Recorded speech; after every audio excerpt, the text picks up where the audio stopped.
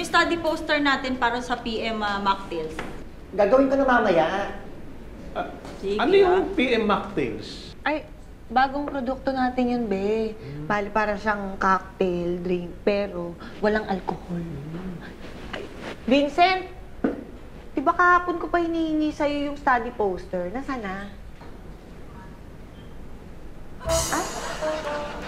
Hindi ako sinagot? Iba din.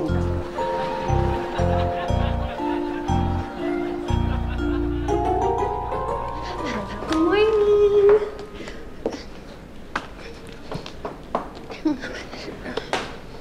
Uy, alam mo, late ka na naman. Buti wala pa si Sir Pepito, ha? Kung di mapapansin ka talaga niyan. Sorry. Tomorrow, I promise I'll come in tomorrow early. Wala ako excuse mo this time. Ikaw ang nag-ayos ng gamit mo, kaya ka na late. Wala kang driver, ikaw ang nagmaneho ng kotse mo, kaya ka late. Ano nangyari sa driver at maid mo? I didn't ask them to go to work na. Last week pa. Bakit?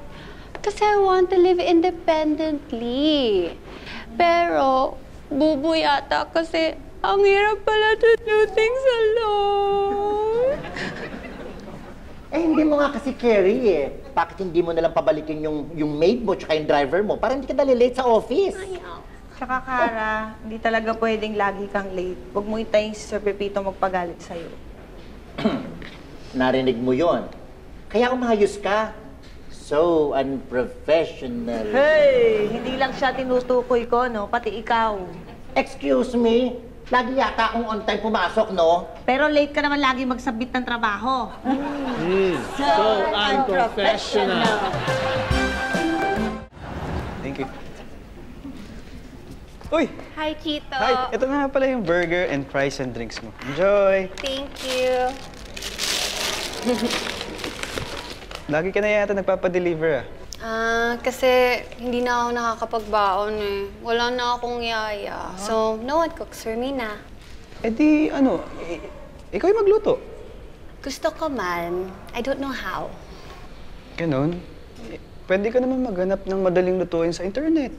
I thought of that na eh. Pero parang I prefer na may personal na magtuturo sa akin. Ganon. Eh di, kumuha ka ng bagong maid para kahit na tagaluto mo lang. Ayoko. Kasi I need to learn how to be by myself. Kasi paano kung gusto ni Daddy na mag-abroad ako? Ka-abroad ka? Huwag na. Bakit? May miss mo ako? Oo naman. Saka ang layo ng pagdideliveran ko kung nandun ka na. Ikaw talaga. Pero if I'm being honest, 1 week pa lang ako walang yaya and I'm so stressed na. Last night nga, nabarado yung lababo ko while I was brushing. I didn't know what to do. May sira yung tubo. Ipayos mo. What if I can't find someone who can? Eh di, huwag ka magsipilyo. Yeah! Doon, sa lababo mo. Ano ba naman? Pwede mo namang ilagay sa tamang lalagyanan yung mga pinagbihisan mo. Bakit laging ang gulo nitong kwarto mo? Oo nga, tsaka amoy pagkain pa. Hindi mo kasi binababa yung mga pinagkainan mo eh. Sige, next time. Bye-bye. Ay nako, panay next time. Tuwing pumupunta ako rito, laging ganito ang kalat-kalat. Ha? Ang dali lang naman maglinis Pagkabangon mo sa kama, iligpit ka agad. Pagkatapos mong kumain, iligpit ka agad. Kung may gagamitin ka, tapos ka nang gamitin, iligpit ka agad. Ay, nako. Hindi pa talaga pwede mag-asawa to, ma'am.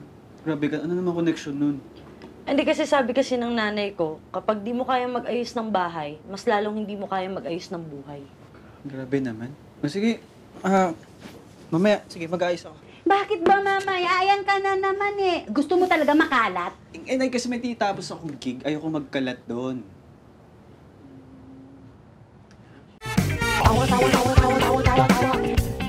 You know!